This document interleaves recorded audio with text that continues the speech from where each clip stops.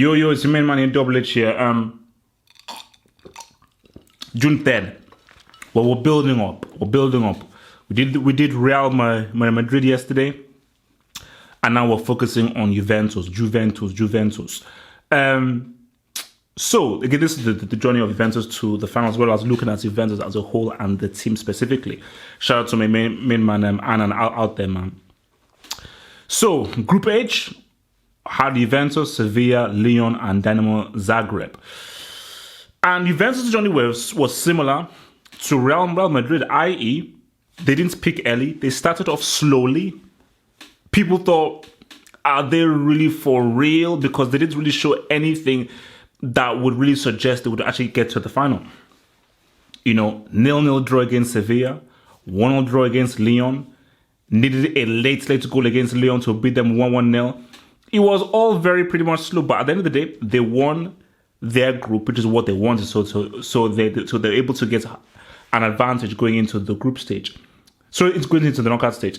Then we now go into the knockout stage, and the first team they had to face, FC Porto.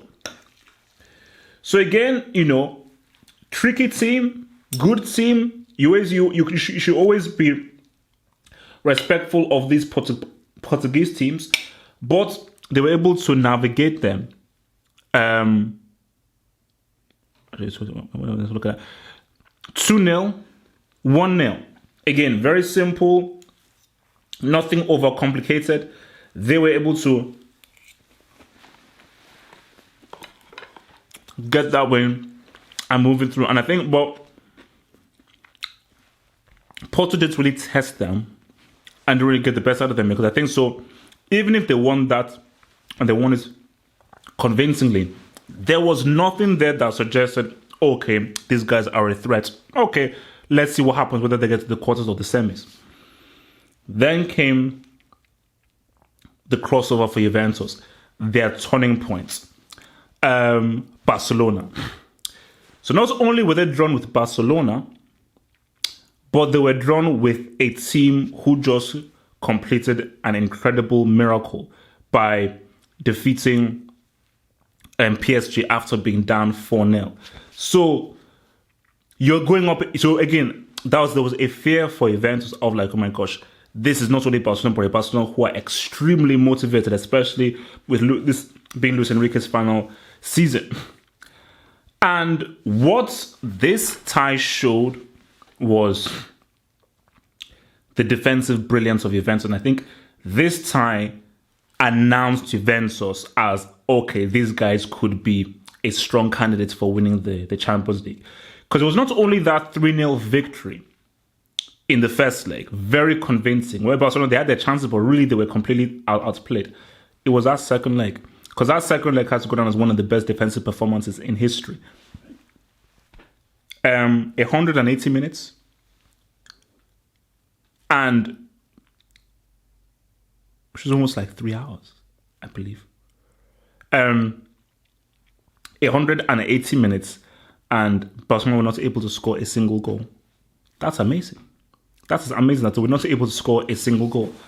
But I think it was the defending in that game. I mean, the defense. I mean, your Giorgio, Bonucci, but not even them as a whole. Everybody, Khedira, everyone, just how hard everybody worked, and the organization and the tactical understanding was extremely brilliant. And again, it was just it was beautiful to see, because I was a big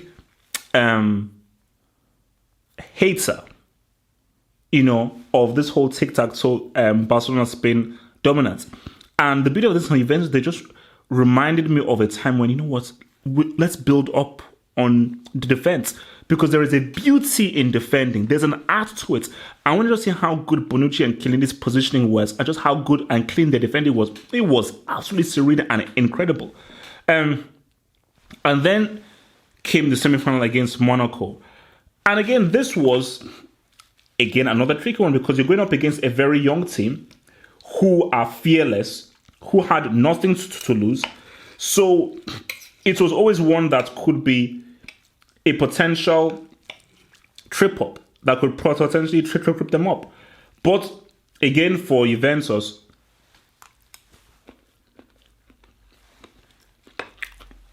first leg, they got it done, sorted them out, but it was what they did in the second leg that was so incredible.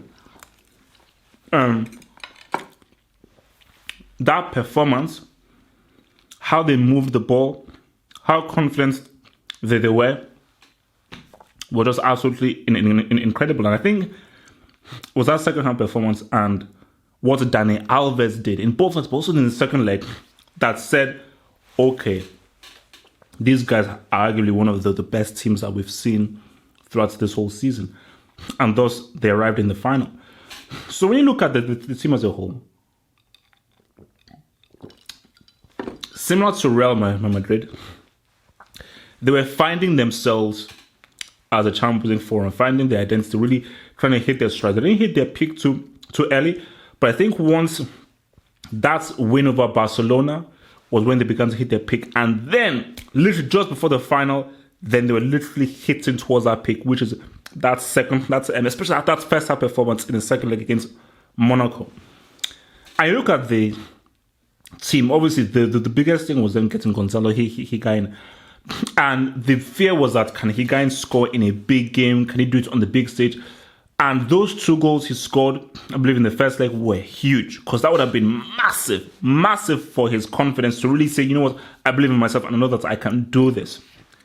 Dybala has announced himself as well.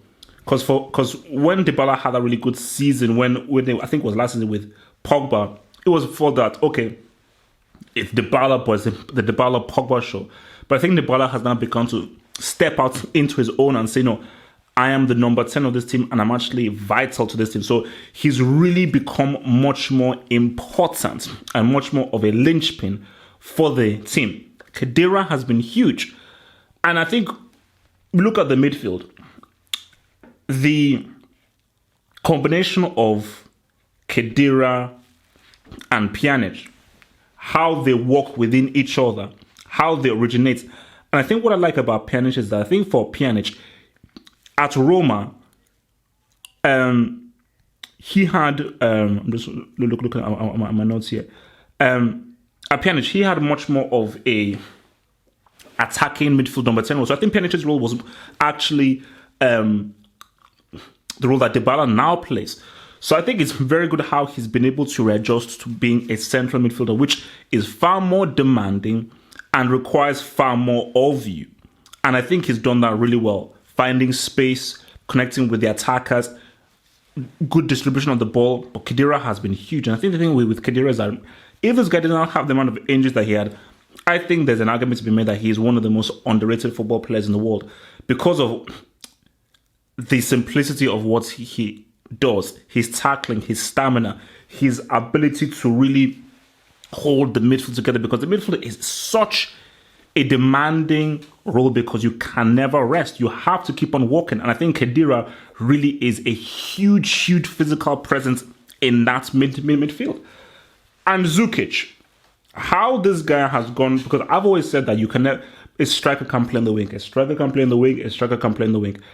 And Mandzukic has been an anomaly to this. I still believe that notion, but I think Mandzukic, what he's doing on the wing is absolutely amazing, because he still isn't playing the wing the right way, but he's effective. It works. He does the job well. And he works hard. He's effective and makes the key thing. He makes the right decisions. That's all I ask of you. Even if you may not be playing the role how it should be made, make the right decisions and fit into the team's identity well, which is what Allegri has asked of you. And I think this is why Allegri continues to play him, because Mandzukic is working well and connecting well with the team. Then we have, obviously, then we go to the defense. For Buffon again, man, look, every time that people say he's old, he's past it, he should retire, he always comes up with a big save. He always comes up with a big set. But I think it's not only that. I think he's still an important figurehead to Juventus.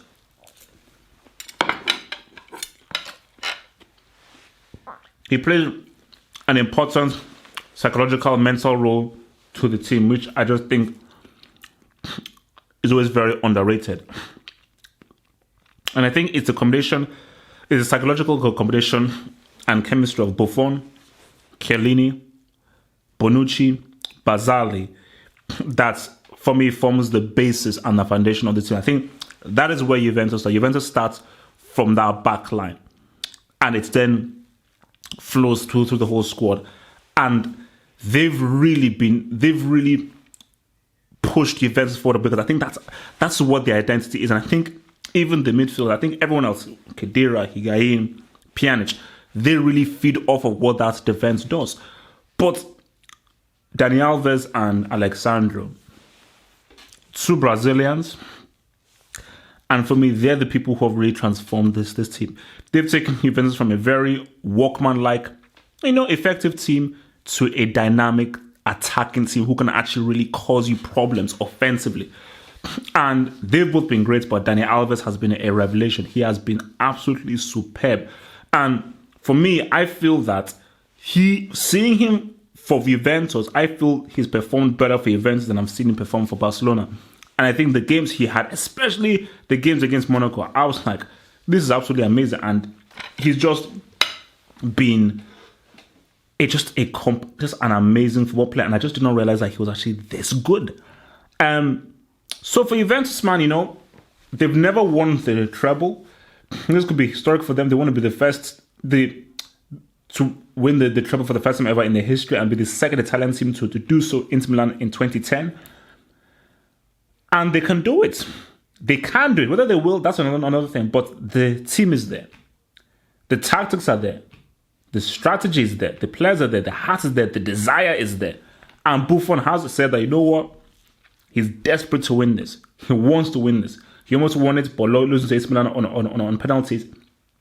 He desperately wants to win this. And June 3rd, we will know whether Juventus can finally finish what they were not able to finish back in 2015 and get their paws on that Champions League, something that they're desperate to do and complete a historic treble.